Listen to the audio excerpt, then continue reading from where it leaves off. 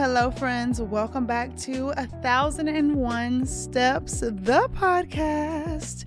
If you are new here, my name is Tia, and I am the host of this wonderful show. I'm not going to say it. I was going to say I'm super excited to get into today's lesson. I'm not going to say it. Even though I am, I'm just not going to say it. I say it every lesson. Like, you know when you start to do something and then somebody says something about it and now you notice it and you're like, oh, didn't know I did that.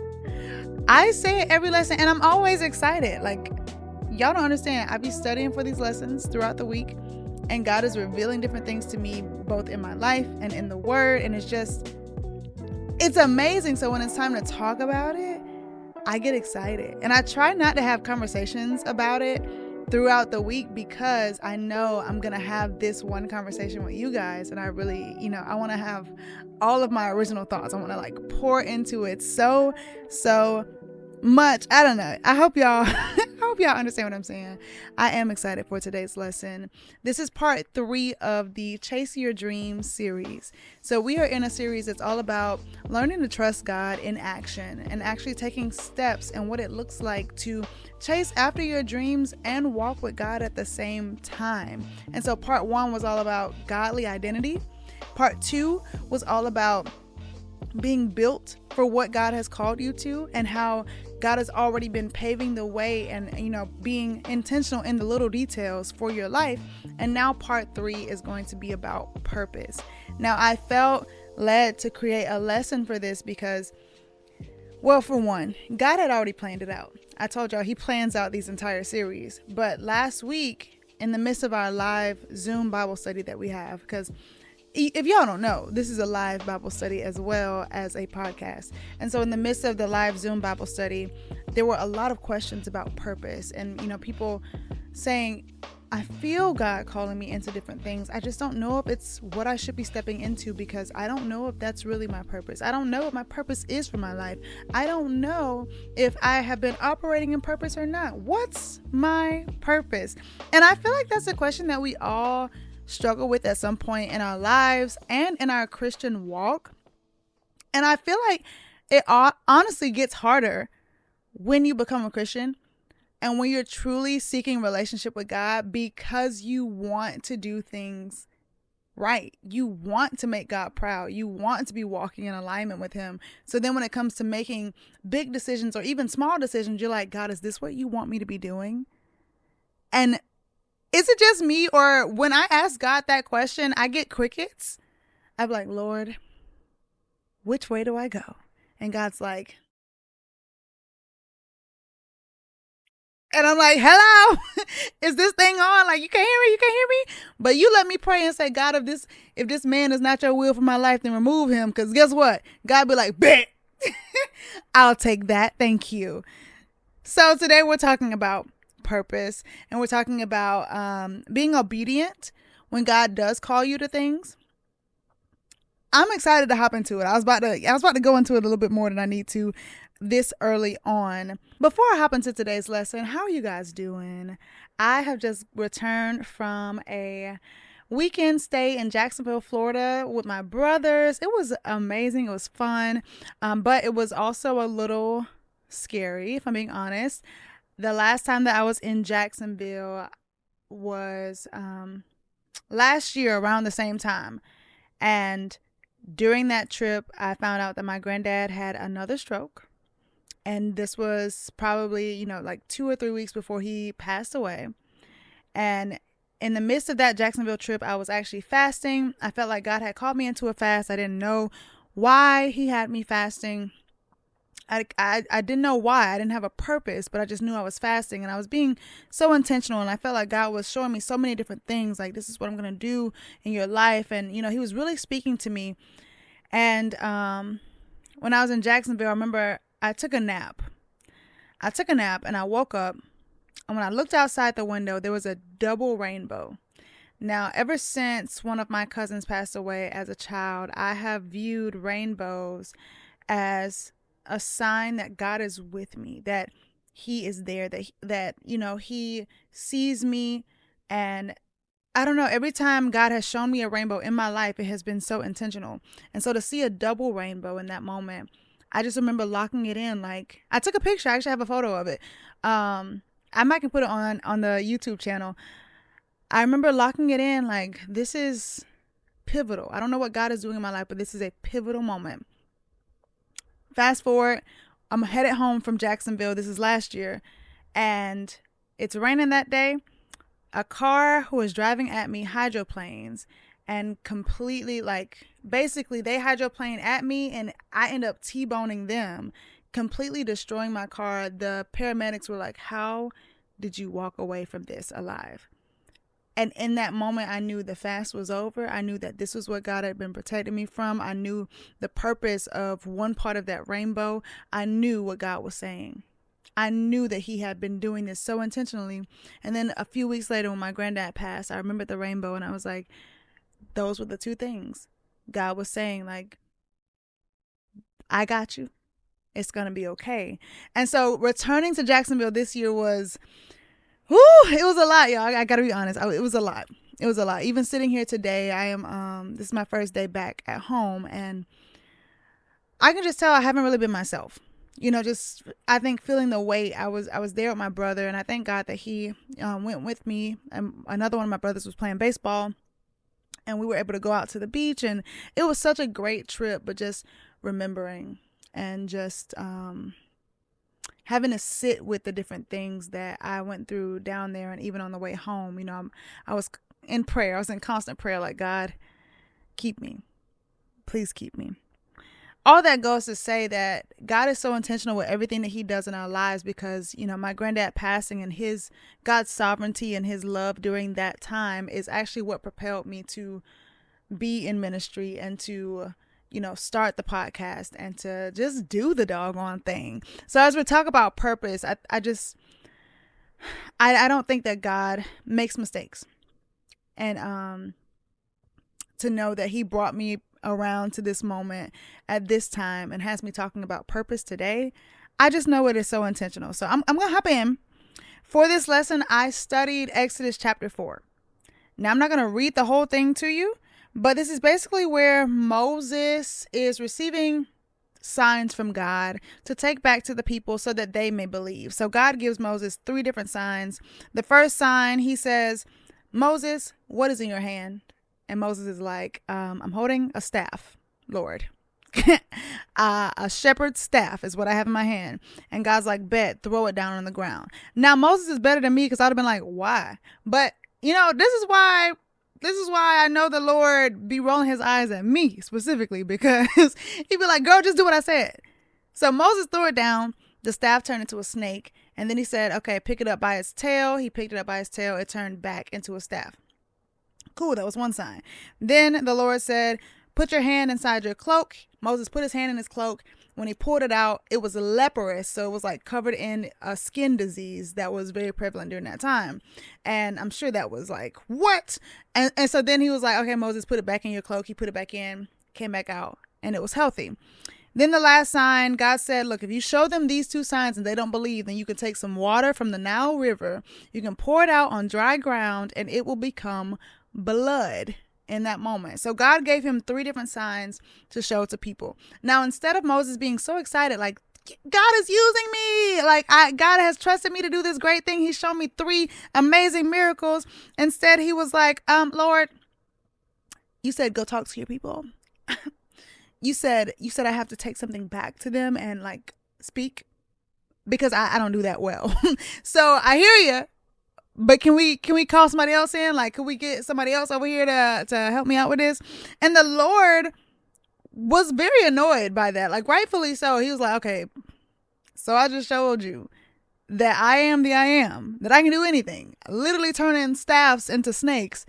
And you're like, yeah, but I don't speak that well. Don't you think that I can help you in that area too? I just know the Lord be fed up. I know he'd be fed up. So it says the Lord's anger burned against Moses. The Lord actually ended up sending Moses' brother Aaron to help and assist. So, God's will was done anyways. Now, I studied this passage because I feel that this is I feel we can pull so much from this and understand the human response to being called into things. We are often seeking after purpose in our lives, right? But we overlook the fact that God is constantly giving us opportunities to be walking in purpose, but it takes obedience to Him. And so through Moses's and Aaron's obedience to God, they were able to see the salvation of multiple people. They were able to see an entire nation come to believe in God, but it took them being obedient first. But that didn't go without its flaws. Like, that didn't go without humanity. I think we forget sometimes that we are human, and that we are not always going to do things correctly. And I truly believe that when it comes to this entire conversation about purpose, that the enemy targets us when we get to that pivotal moment where we're like, what is my purpose? What am I supposed to do in this life? What has God created me to do? When we get to that moment, the enemy's like, I'm going to keep them right there. I'm going to make them so afraid of making a mistake, of moving in the wrong direction, that they will not move. That even if they hear God speak to them and say, go here, do this, try this, they will not move, because they will second guess if it is truly God. Now, it takes relationship with God in order to discern His voice, in order to be obedient. You will not be able to discern the voice of the shepherd if you have not been around Him, if you have not been letting Him lead you and guide you, and if you have not been trusting in Him. And so it takes you developing this relationship where you are submitting yourself to God, constantly bringing your troubles to Him and saying, okay, God, here's everything that I'm dealing with. Here's everything that I'm insecure about. I'm going to need your help, Lord. Can you help me walk through this? And I feel like that's exactly what Moses did here. He knew he was insecure, and God knew that he was insecure about his speaking. And yet He was still challenging him, saying, okay, I have called you to lead my people. I need you to trust me enough to open your mouth, even though that is an area where you feel weak. Do you trust me to be your strength in this area? And so one way that we can really apply this in our lives is understanding that we may be called to the exact area where we don't feel confident, or we don't feel seen, we don't feel like we would do a great job. That may be exactly what God is calling us into. I know for me, I often felt, I'll just be honest, I often felt like my emotions were a flaw growing up. I always felt like I was the oddball out. I was the one who was feeling all of these different things. I would cry at the drop of a hat. Like, you yelling at me, I'm crying. I'm watching a movie, I'm crying. I'm reading a book, I'm crying. I'm singing a song, I'm crying. I'm doing it, I'm just crying. Like, tears, emotions. I would have conversations with people and I would feel every emotion that they were feeling. I would watch a TV show. If somebody died, you let somebody die in a TV show, I'm bawling my eyes out for like 3 days, as if I knew them. It, for a long time, felt like something was wrong with me. Why do I feel these things so strongly? And nobody that I know, nobody in my family experiences things in this way. And it wasn't until I formed a relationship with God where He began to show me, hey, this is actually a gift that I've given you called mercy. Now, next week, we're going to talk about spiritual gifts. And I kind of got into it in this lesson as well. Like, I was like riding a line. I didn't know if I wanted to go spiritual gifts or purpose, but yeah, sometimes your purpose is linked to the different gifts and desires that God has given you, right? Actually, 9 times out of 10, it's linked to that. But I think the enemy often tries to make us feel insecure in the areas where God has actually gifted us, because I felt like my emotions were such a flaw for a long time. Meanwhile, God is like, no, this is a gift called mercy. And He actually showed me the flip side of it at a New Year's service at the start of 2025. And I was able to experience mercy in the midst of worship, in the midst of somebody else's worship, in a way that I did not know was possible. Like, it felt supernatural, the way that I felt and what I knew God was doing in that moment. But I could not explain it to you if I tried. Like, I couldn't tell you what was happening in the spirit. But what God was doing, I said, little girl Tia can now feel so validated in her feelings. Like all the tears, all the pain, everything that you felt that other people were not feeling and could not experience, it was for a reason. It was for purpose, because God is going to use this. And he started showing me that. And so I want to encourage you that there may be areas in your life where you feel inadequate, where you feel like you're just not enough, where you feel like you're different, you're flawed, things just don't look the way you thought that they would look. Know that behind that, or through that, when you push past it and you trust God in it, that could be exactly where your purpose is. Like that could be exactly what God is calling you into. And I say all of that because even in starting this Bible study, I have had the opportunity to meet so many people where I'm listening to their stories, listening to what has happened in their lives, and God begins to allow me to feel it. And he reveals things to me in the midst of us having a conversation. And I'm like, by the end of the conversation, I'm leading them through a prayer of salvation. And if I had been disobedient, and I tried to, when God called me into creating this Bible study, I never would have gotten those opportunities. I was disobedient for like 6 months, but thank God for his grace and his mercy. The same way he showed grace and mercy to Moses, he showed grace and mercy to me. But I say all that to say, if you have an insecurity, or if you have a weakness that you constantly feel like God is challenging you on, have you taken the time to step back and say, maybe this is an area where God is calling me into? Maybe this is a gift that I have not seen the fullness of what God could do with it. Maybe this is getting me to purpose.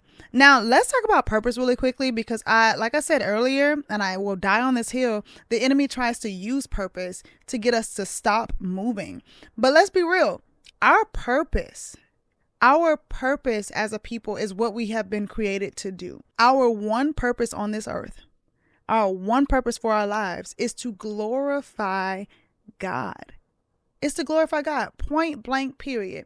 We should all be striving to have a relationship with him, all be striving to achieve a certain level of godliness so we can be closer to him. And if we do that, then and only then can we experience true purpose here on this earth.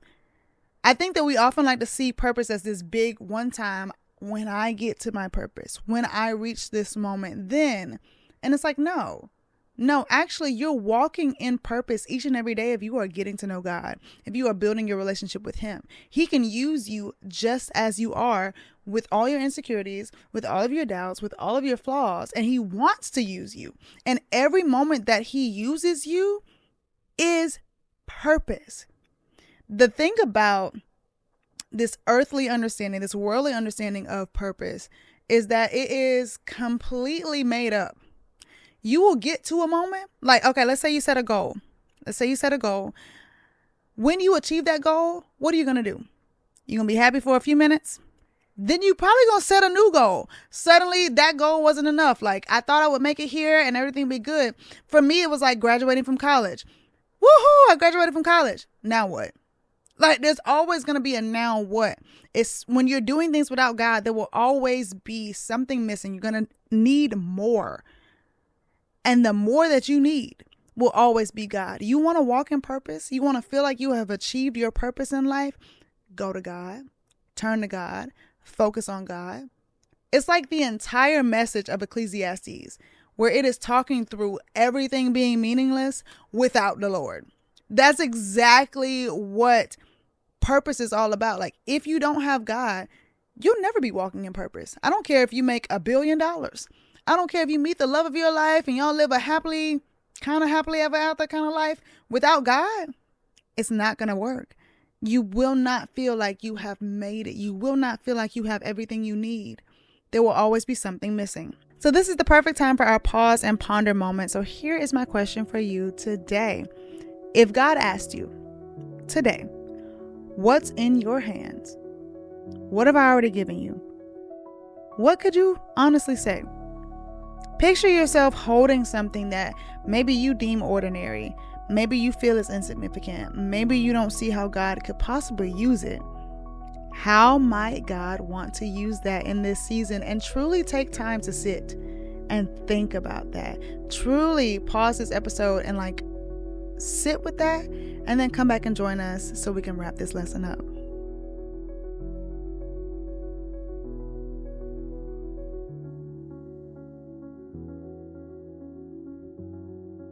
So to answer my own question, I feel like one thing that is in my hands currently, and I'll be honest, I'll be open with you guys so you can hold me accountable.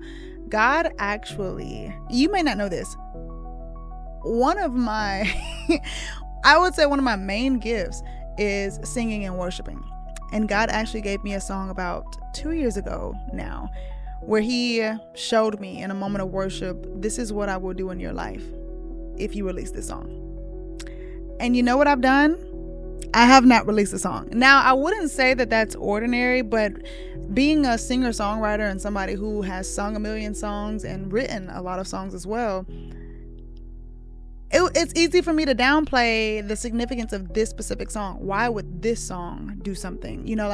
And trust God in the midst of putting it out. And plus, there's kind of been a fear there and an inadequacy or I don't want to say an inadequacy, but a thought of inadequacy there and an insecurity when it comes to putting out music. And God, over the past 2 years, has been strengthening me and building me in that area so that now I am really sitting here like, what's stopping you? But I want to say it to you guys so that you can help to hold me accountable, so that there is nothing this is in my hands. And I honestly feel like God can use it not only to help me, but to help others. The same way that Moses and Aaron, when they were obedient to God and did what God told them to do, they saw the fulfillment of those 3 signs. They went and showed the people, and the people ended up believing in God and bowing down and worshiping. And so we have to trust in God. And when he calls us into things, we have to be obedient.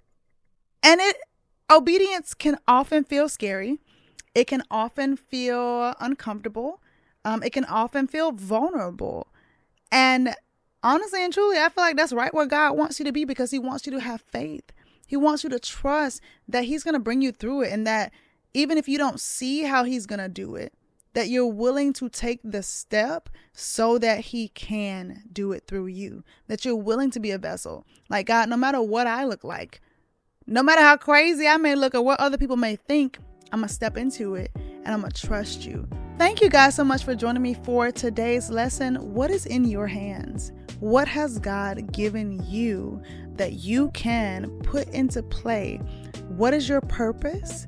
Your purpose is tied up in glorifying God with your life and being obedient to him. So step into obedience today. Step into trust with me. Let's do this together. I want you to leave a comment down below and let me know what it is that I can be praying for you on as you are stepping into purpose. You're putting your faith into action. And I pray that y'all be praying for me as well, because listen, God is doing some great things. He's doing some big things. And I trust that he is going to see us through it all. He will be right there with us. All right. So thank y'all for joining me. If you did not know, this Bible study is a live Zoom young adult Bible study that happens every Monday at 7 p.m. Eastern Standard Time, where a group of young adults get together and we understand that we could have taken 1,000 steps away from God, but he was only ever one step away from us. And so we thank God for being who he is, and we continue to walk with him and take steps towards him every single day. If you are interested, we are having a prayer call on August 3rd. You can look down in the link and click on our link tree, or you can look down in the description and click on our link tree, where you will see a link to our Zoom. The first Sunday of every month, we start off with a prayer call. So we will be kicking off August with a prayer call. Also, we are doing a back to school fast. I guess I'm gonna give y'all the announcements. We're doing a back to school fast that starts on July 27th. So that is next Sunday. If you would like to fast with us, please check that out down in the description as well. And you can also join our group me down in the description, where we'll be walking through the fast together. Lastly, but certainly not least, if you would like to give your life to Jesus Christ today, please click the link in our description to the Prayer of Salvation video, where I'll lead you through a prayer of salvation, as well as give you some helpful tools and tips and resources as you start your newfound walk with Jesus Christ. Listen, I love you guys. Next week, we're talking about spiritual gifts, and I'm super excited to really get into it. Y'all, let me know what you want to hear. Let me know how this conversation has blessed your life, and I am excited to talk to y'all next week. Bye.